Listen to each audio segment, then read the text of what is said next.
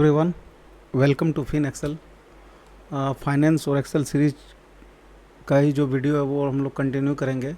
तो आज हम लोग जो देखेंगे, एक्सेल में एक फंक्शन है आपका, डेटा टैब में जाके देखिएगा व्हाट इफ एनालिसिस।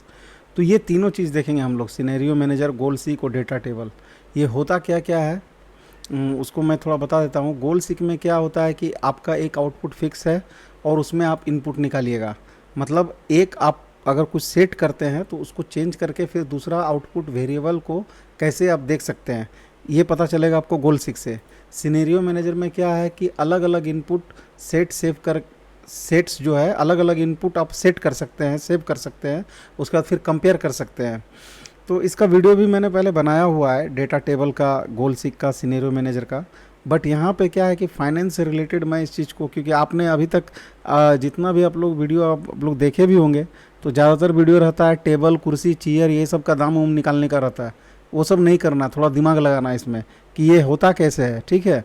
तो उसके बाद फिर क्या है कि ये लोन एमोटाइजेशन शेड्यूल है, कि लोन का अगर हम लोग लोन ले रहे हैं तो इसका भी मैंने एक ईएमआई कैलकुलेटर का एक अलग से एक वीडियो ही बनाया हुआ है, ठीक है। तो ये तीनों का फंक्शन हम लोग देखेंगे इसमें। डेटा टेबल क्या करता है, मल्टीपल आउटपुट को दिखाता है, एक इनपुट को चेंज करके मल्टीपल आउटपुट को दिखाता है, ठीक है। तो हम लोग आइए शुरू करते हैं। 10 मिनट आप दीजिए टाइम, एकदम 100% है कि आप नया कुछ सीख के जाइएगा। 10% दीजिए, 100% है नया कुछ सीख के जाइएगा। वो चेयर, टेबल और कुर्सी का दाम निकालने के लिए नहीं, कुछ दिमाग, अपना दिमाग के लिए, पर्सनल फाइनेंस के लिए कुछ नया चीज़ सीखिएगा, ठीक है। तो इसमें क्या हो रहा है कि यहाँ पे एक प्रॉब्लम दिया हुआ है। प्रॉब्लम ये है कि चाइल्ड का एजुकेशन के लिए किन्हीं को 30 लाख का ज़रूरत है। कब? 5 साल बाद। उसमें इन्फ्लेशन रेट दिया हुआ है 6%। और इन्फ्लेशन रेट क्यों होता है? क्योंकि जो परचेजिंग पावर होता है या जो वैल्यू होता है वो घटता है over a period of time, ठीक है ना। उसके बाद कंपाउंडेड एनुअल ग्रोथ रेट है आपका 12% और एडजस्टेड रिटर्न है 6%। तो अभी ये बोल रहा है कि आज का डेट में मुझे 30 लाख चाहिए। कब? 5 साल बाद। किसके लिए? एजुकेशन के लिए, चाइल्ड एजुकेशन के लिए। तो इसका वैल्यू निकालेंगे कि 30 लाख का 5 साल बाद इन्फ्लेशन रेट अगर 6% है तो मेरा कितना वैल्यू होना चाहिए इसका। तो उसके लिए क्या करेंगे हम लोग, सबसे पहले एफ बी निकालेंगे। रेट दिया हुआ है, एन पी आर मुझे पता है, और पी एम टी छोड़ देंगे। उसके बाद माइनस करके इसको देंगे। ये वैल्यू आ गया आपका 40,14,676। मतलब जो वैल्यू 30 लाख का आज का डेट में है उसका 5 साल बाद वैल्यू हो जाएगा 40,14,676, 6% रेट ऑफ इंटरेस्ट के साथ। इसको आप चेंज कीजिएगा तो वैल्यू भी चेंज होगा, ये देखिए, ठीक है। तो ये फ्लक्चुएट करता है, वो तो गवर्नमेंट ऑफ इंडिया और आरबीआई तय करती है कि कितना इन्फ्लेशन रेट है, क्या है, ठीक है। तो ये अभी मैं 6% एज इट इज़ इसको रहने देते हैं, यहाँ पे इसको छोड़ देते हैं, ठीक है। अब क्या है, दूसरा क्वेश्चन क्या है? दूसरा क्वेश्चन है, ठीक है, 40,14,676 तो मुझे चाहिए 5 साल बाद। 30 लाख का वैल्यू इतना हो जाएगा। आज का डेट में इसका वैल्यू क्या है? अगर हम इसको इन्वेस्ट करेंगे 12% रेट से, ये अगर हम, मेरा रिक्वायर्ड रेट ऑफ रिटर्न 12% है, तो आज का डेट में इसका वैल्यू क्या हो जाएगा?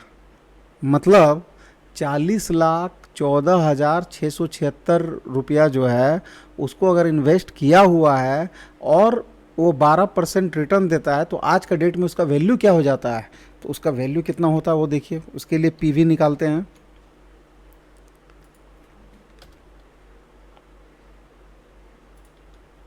पेमेंट छोड़ देंगे तो उसका वैल्यू आ जा रहा है 22,78,035। अब देखिए, नॉर्मल कुछ नहीं करना है आपको। आपको तो ये कंपाउंडिंग करने का फॉर्मूला पता है, मैनुअली ही पता है। कंपाउंडिंग करने का मैनुअल फार्मूला पता है आपको। क्या होता है कि जो प्रिंसिपल अमाउंट है उसको गुना करते हैं जितना रेट ऑफ इंटरेस्ट से, और उसमें पावर लगाते हैं नंबर ऑफ ईयर का। बस सिंपल, इतना पता है सबको। अभी क्या करना है, हम लोग एक्सेल के मदद से यहाँ पे व्हाट इफ एनालिसिस में गोल सीक के मदद से इसको चेक करेंगे कि सही है या नहीं है। तो इसको क्या करेंगे हम लोग, वैल्यू इसका दे देंगे। हमको कितना चाहिए वैल्यू? हमको वैल्यू ये चाहिए 40,14,676.73, ठीक है। और चेंज कौन सा करना है हमको, ये वाला चेंज, मतलब इसमें चेंजेस हो। अभी ओके कर देते हैं।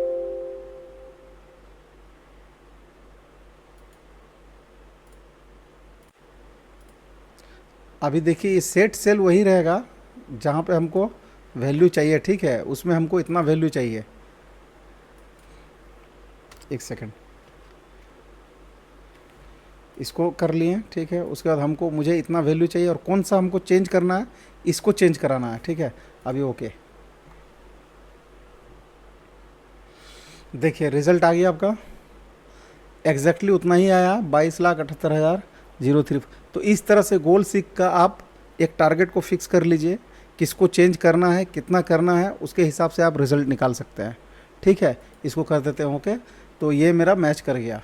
तो इस तरह से गोल सीख का यूज करेंगे। अभी आप देखिए दूसरा, चलिए सिनेरियो मैनेजर में। सिनेरियो मैनेजर क्या करता है, अलग अलग इनपुट सेट सेव करके कंपेयर करता है। कैसे, अभी देखिए यहाँ पे मान लीजिए मेरा लोन अमाउंट है इतना, मेरा लोन अमाउंट 7 लाख है,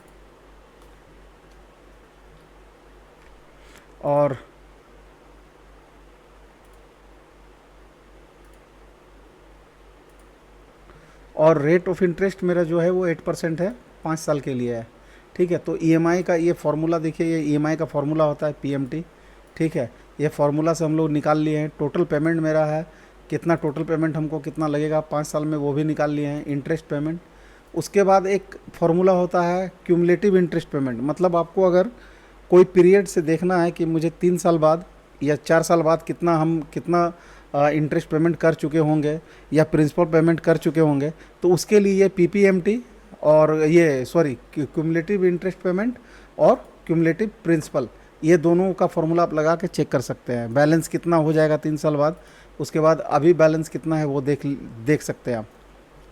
इसमें 3 कंडीशन हमने दिया है कि मान लीजिए अगर बहुत ख़राब कंडीशन रहा, तो क्या होगा, रेट ऑफ इंटरेस्ट भाग जाएगा 13%, लोन भी अमाउंट कम मिलेगा, और जब पीरियड जो है वो ज़्यादा 7 साल के लिए या 6 साल के लिए, जो ये आप एडजस्ट कर सकते हैं। नॉर्मल में जो चल रहा अभी वाला ही हम नॉर्मल मान लिए हैं इसको, 8% है, 7 लाख है और 5 साल के लिए है। और जो सबसे अच्छा रहेगा उसमें क्या होगा, रेट जो इंटरेस्ट है, रेट ऑफ इंटरेस्ट जो है वो कम होगा, अमाउंट भी, लोन अमाउंट भी ज़्यादा रहेगा, पीरियड भी आपका ज़्यादा हो सकता है, ठीक है। तो इस तरह से है। अभी अब क्या करेंगे, इसमें सिनेरियो करेंगे कि मेरा अगर ये सब चेंजेस होगा, तो फिर ये सब पे क्या इफ़ेक्ट पड़ेगा, ईएमआई कितना चेंज हो जाएगा, टोटल पेमेंट कितना चेंज हो जाएगा, या जो हम लोग पेमेंट करेंगे और बैलेंस कितना बचेगा, वो सब कैसे करेंगे। तो इसके लिए सिनेरियो मैनेजर में जाएंगे। टाइम बचाने के लिए मैंने यहाँ पे किया हुआ था, ठीक है। आपको कुछ करना नहीं, ऐड में क्लिक करना है। ऐड में जैसे आप क्लिक करेंगे तो ये आपको इस तरह से ओपन हो जाएगा। मैं एक करके दिखा दे रहा हूँ आपको, रुकिए। ये सीरीज नाम आ गया, सिनेरियो का नाम आ गया। यहाँ पे आपने जो जो कंडीशन आप देंगे उसको आपको डालना, नाम डालना है। जो कंडीशन है, वर्स्ट है, नॉर्मल है, बेस्ट है, या आपके हिसाब से ऑप्टिमिस्टिक है, पेसिमिस्टिक है, जो है, अच्छा है, ख़राब है, जो डालना। और चेंज सेल्स, मतलब कौन सा सेल चेंज करना है, तो ये मैंने यहाँ पे 3 लिया हुआ है, लोन अमाउंट, रेट और पीरियड को, ठीक है। उसके बाद ऐड करते जाइएगा, वो ऐड होते जाएगा। चलिए, तो मैंने यहाँ पे 3 किया हुआ है, ठीक है, टाइम को सेव करने के लिए। तो इसके बाद क्या करना है आपको, यहाँ पे आप जब कर लेंगे तीनों, तो देखिए यहाँ पे जैसे मैं कर रहा हूँ तो यहाँ पे चेंज हो रहा है, आप देख रहे हैं चेंज हो रहा है, ठीक है ना। जैसे मैं क्लिक कर रहा हूँ तो चेंज हो रहा है। तो कुछ ज़्यादा करना नहीं है, आपको दिखा देते हैं कि चेंजिंग सेल ये है, इस तरह से है, इस तरह से है, ओके। उसके बाद फिर ये ओपन होता है एक, उसमें आपको वैल्यू डालना पड़ता, तो मैंने वैल्यू टाइम सेव करने के लिए वैल्यू डाल के रखा हुआ है पहले से, ठीक है। तो लोन अमाउंट जो रहेगा, रेट ऑफ इंटरेस्ट, जो कंडीशन का जो भी रहेगा उसको दे दीजिएगा, ओके कीजिएगा। अभी समरी में जाना है आपको, ठीक है। समरी में जाके अभी देखिए ये रिज़ल्ट सेल पूछ रहा है, तो मुझे क्या क्या रिज़ल्ट देखना है, तो ये सब रिज़ल्ट मुझे देखना है, ईएमआई देखना है, टोटल पेमेंट देखना है, ये सब देखना है। इसको आप ओके कर देंगे, ठीक है। ये देखिए अभी करेंट वैल्यू ये है 5 लाख, ठीक है। इसको आप हाइड भी कर सकते हैं, इसका ज़रूरत नहीं है। अभी देखिए 5 लाख है, 13% है, 7 साल के लिए, तो ईएमआई कितना आएगा। नॉर्मल है, 7 लाख लोन अमाउंट है, रेट इतना है, पीरियड इतना है, तो ईएमआई कितना आएगा। और 8 लाख रुपया अगर लोन अमाउंट है, 6% रेट ऑफ इंटरेस्ट के से है, और 5 साल रिजल्ट आया यहाँ पे। बेस्ट केस में क्या हो रहा है, लोन अमाउंट जो है वो 8 लाख है, रेट 6% है और पीरियड 5 है। तो EMI आपका कितना आएगा, टोटल पेमेंट, इंटरेस्ट पेमेंट। अच्छा, यहाँ पे आप देखिएगा रिजल्ट सेल्स में ये आपका आ गया है, क्योंकि मैंने यहाँ पे नाम चेंज कर दिया था इसका, आपको मैं दिखा दे रहा हूँ। ये देखिए यहाँ पे EMI है, यहाँ पे जैसे मैं क्लिक कर रहा हूँ तो नाम चेंज कर दिया था मैंने, उसी लिए वो इस तरह से दिखा रहा। तो आप इसको एक काम कर सकते हैं,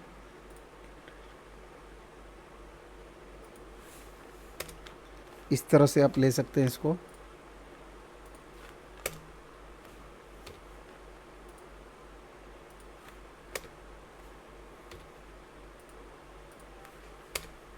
तो देखिए ये आपका 3 साल बाद कितना कितना पेमेंट कर चुके होंगे, 4 साल बाद कितना कर चुके होंगे, ये सब आपको दिखाएगा यहाँ पे। ठीक है, तो ये इस तरह से हैं। तो इसमें आप कंडीशन कुछ भी हो सकता है, प्रॉब्लम आपका कुछ भी हो सकता है, लेकिन जो सॉल्यूशन का तरीका है, जो रास्ता है, वो एक तरह से होता है। ठीक है, उसको आप अगर इस तरह से कैलकुलेट कीजिएगा तो डिफरेंट डिफरेंट रिजल्ट देंगे। रास्ता वही है, रिजल्ट अलग अलग आ सकता है। ठीक है ना। तो इसको आपको इस तरह से ये एक्सेल डिज़ाइन करके दिया आपको कि बहुत सारा काम आपको ईजिली हो जाएगा। ज़्यादा आपको जहाँ पे आपका ये एनालिसिस वगैरह करते हैं तो उसमें ज़्यादा काम आता है कि आप एक 3 कंडीशन अलग अलग दिया हुआ है, तो कौन सा कंडीशन आपको चूज़ करना है, वो उसमें आपको हेल्प मिलेगा। ठीक है, तो ये 2 चीज़ मैंने बता दिया आपको, गोल सीक, सिनेरियो मैनेजर। मैं फिर से बता रहा हूँ, सिनेरियो मैनेजर में कुछ है नहीं। आप यहाँ पे देखिए, यहाँ पे ऐड करेंगे, जो भी सिनेरियो का नाम रहेगा वो दीजिएगा। जैसे यहाँ पे मैं कुछ भी दे देता हूँ, तो ये ओके आ रहा है। जो भी चेंज करना मैंने, क्योंकि यहाँ पे सेलेक्ट किया हुआ है, इसीलिए ये सब आ रहा है चेंज करने के लिए। तो जो भी चेंज करना, जैसे वहाँ पे मैंने लोन रेट और पीरियड ये सब कुछ चेंज किया है, तो वो सब चेंज कर लीजिएगा कि क्या क्या कंडीशन में किसको किसको डालना है। उसके बाद जहाँ रिजल्ट देखना है, जो आपने फार्मूला लगाया हुआ है पहले, उसमें आप क्लिक कर दीजिएगा। उसके बाद आपको समरी रिपोर्ट वो दिखाएगा। चलिए ठीक है, इससे आगे बढ़ते हैं। अब हम लोग देखेंगे डेटा टेबल। डेटा टेबल का एक सेपरेट वीडियो मैंने बनाया हुआ है, बहुत अच्छा से लोन EMI वाला ही प्रॉब्लम में उसको मैंने एक्सप्लेन किया हुआ था, बट यहाँ पे मैं फिर से दिखा दे रहा हूँ। देखिए, और इसमें मैं आपको EMI निकालने वाला भी फॉर्मूला बता देता हूँ। इसमें क्या हो रहा है कि एक ये शेड्यूल बना हुआ है। ठीक है, इतना सारा लोन अमाउंट है, ये है। ठीक है, अभी क्या निकालना है हमको, जो मेन हम लोग का अभी जो करना है वो निकालना EMI है। तो मान लीजिए 5 लाख रुपया मेरा लोन अमाउंट है, एनुअल इंटरेस्ट इतना है, लोन पीरियड 5 साल के लिए है, 1 साल में 12 पेमेंट होता है, आज के डेट में लिया हुआ है। तो EMI इनका निकला हुआ है, लेकिन मैं फिर से आपको करके दिखा दे रहा हूँ। ठीक है, इक्वल टू PMT, क्योंकि पेमेंट हम लोग करेंगे। ठीक है, रेट मेरा ये रहेगा,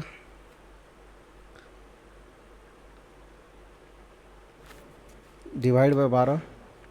ठीक है, पेमेंट पीरियड पूछ रहा है, कितना पेमेंट पीरियड, ये है, मल्टीप्लाई बाय 12, क्योंकि मंथली निकालना है हमको।